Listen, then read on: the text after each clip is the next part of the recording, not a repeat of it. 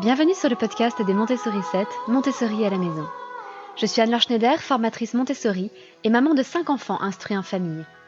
Ma mission, c'est d'aider les parents, les assistantes maternelles, bref, tous ceux que dans notre communauté nous appelons des souricettes, à mettre en pratique la philosophie Montessori chez eux, avec leurs enfants ou les enfants qu'ils gardent. Dans ce podcast, nous parlerons donc de pédagogie Montessori, mais aussi de discipline positive, d'instruction en famille, ce que l'on appelle aussi l'école à la maison, de co-schooling et de bien d'autres choses encore. Mardi dernier, je vous proposais un épisode sur le thème « Comment reprendre en main la routine du matin ».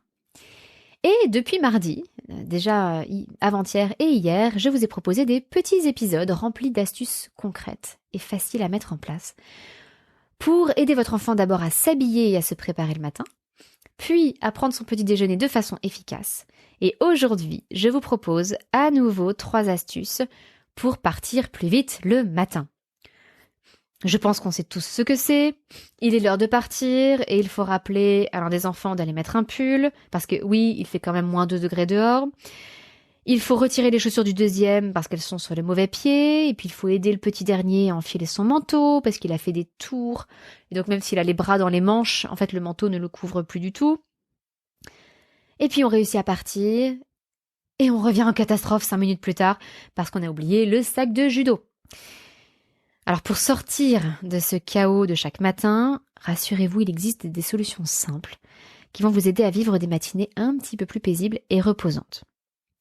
La première suggestion que je vous fais, la première astuce, c'est de tout garder à portée dans l'entrée, là où vous rentrez chez vous, ou éventuellement dans un placard pour que ce soit un petit peu caché, mais de prendre l'habitude, dès que vous rentrez, de tout ranger tout de suite. Je vous donne plein d'idées d'aménagement de votre entrée dans ma formation Aménager sa maison Montessori. Mais vous pouvez par exemple penser à avoir un porte-manteau à hauteur de l'enfant.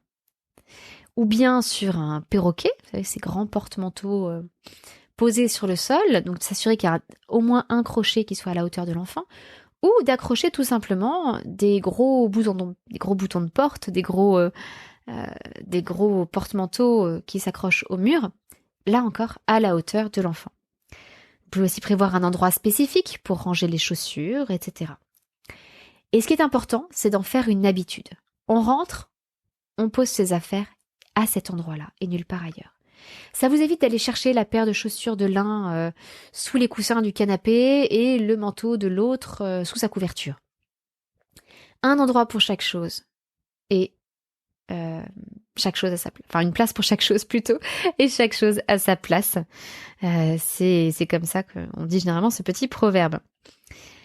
Deuxième petite astuce qui va grandement vous aider, c'est d'aider vos enfants à distinguer la gauche et la droite sur les chaussures.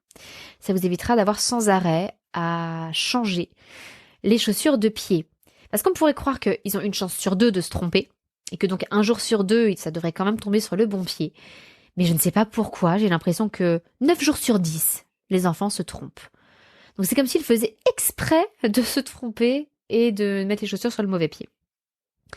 Là encore, j'ai plein d'astuces et plein d'exemples visuels à vous montrer dans ma formation Aménager sa maison Montessori. Mais il existe par exemple des autocollants spécifiques.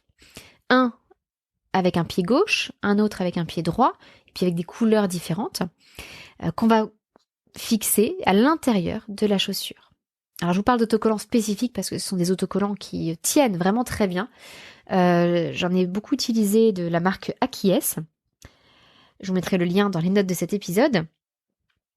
Et c'est inusable, c'est-à-dire que les autocollants restent en place même pendant des années, même pour des chaussures qui ont fonctionné pour plusieurs enfants. Donc ça marche extrêmement bien. Et en plus, vous pouvez en profiter pour ajouter le prénom de l'enfant, ce qui aide en collectivité à retrouver les bonnes chaussures.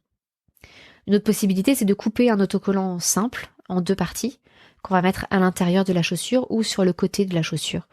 Voilà, si vous n'avez pas peur que ça se voit. À partir du moment où les enfants vont savoir de quel côté mettre leurs chaussures, déjà, vous allez vous retrouver à gagner du temps. Et puis, dernière petite astuce, c'est d'aider vos enfants à mettre leur manteau et de leur apprendre à mettre leur manteau grâce à la technique du papillon. Alors je vous rassure, ça n'est pas moi qui l'ai inventé. C'est une technique qui est très connue dans les crèches ou les collectivités parce qu'elle est remarquablement pratique pour aider les enfants à enfiler leur manteau. Sachant qu'en collectivité, c'est difficile de passer derrière 20 ou 30 enfants pour leur mettre individuellement leur manteau. Alors malheureusement, c'est une technique qui est assez visuelle. Donc en podcast, c'est difficile à expliquer. Je vais quand même vous donner quelques éléments. Mais j'ai tourné il y a quelques années une petite vidéo YouTube avec l'un de mes enfants à qui j'apprenais justement à utiliser cette technique de la méthode du papillon.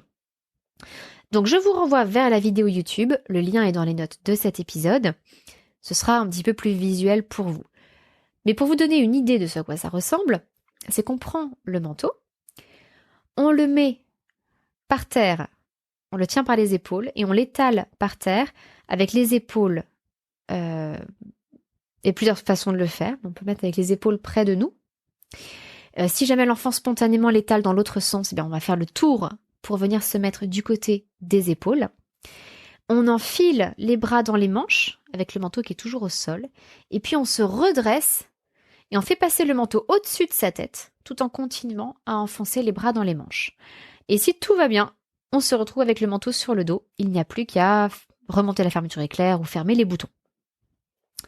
Encore une fois, ce sera plus clair sur la vidéo YouTube. C'est le genre de choses qui ne passent pas en audio.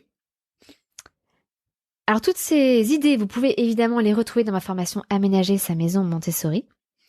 Et puis, pour tout ce qui est évidemment habillage, fermeture éclair, boutons, nœuds de chaussures, etc.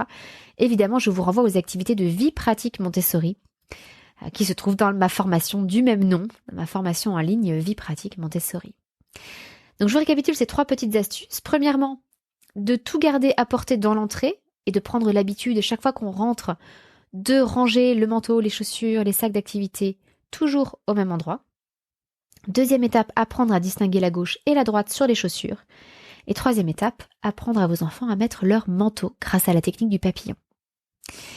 Alors dans ma formation Aménager sa maison Montessori, on retrouve bien d'autres choses. J'y parle aussi du lit au sol, de la tour d'observation, du rangement des jouets avec la rotation des jouets et comment réussir à mettre en place la rotation des jouets chez vous. J'aborde la cuisine, la salle de bain, absolument tout.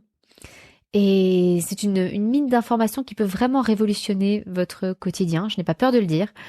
Mon assistante qui n'a pas suivi mes formations longues Montessori a suivi cette formation-là. Et dès la première astuce qu'elle a mise en place, elle m'a dit, voilà, pour l'instant j'en ai mis qu'une en place. Ça a déjà changé mes journées. Alors depuis, elle en a mis plein d'autres en place, mais c'est pour vous dire à quel point une seule de ces astuces, alors qu'il y a 10 jours, 10 thèmes de formation sur aménager sa maison Montessori. Je vous dis de la chambre à la cuisine, etc. Eh bien, une seule de ces astuces, d'une seule de ces journées, avait suffi à changer sa vie. Donc, j'espère que tout cela va vous aider à reprendre en main votre routine du matin et à aider vos enfants à partir plus vite, à s'équiper plus vite pour partir, pour que vos matins soient un petit peu plus sereins, que ce ne soit pas la course, et que vous n'ayez pas à crier sur tout le monde en mode grenouille paniquée. Voilà, c'est tout pour aujourd'hui. C'est la fin de cette petite série d'astuces pratiques. Et je vous donne rendez-vous mardi prochain pour un prochain épisode du podcast. À très bientôt, votre petite sourisette, Anne-Laure.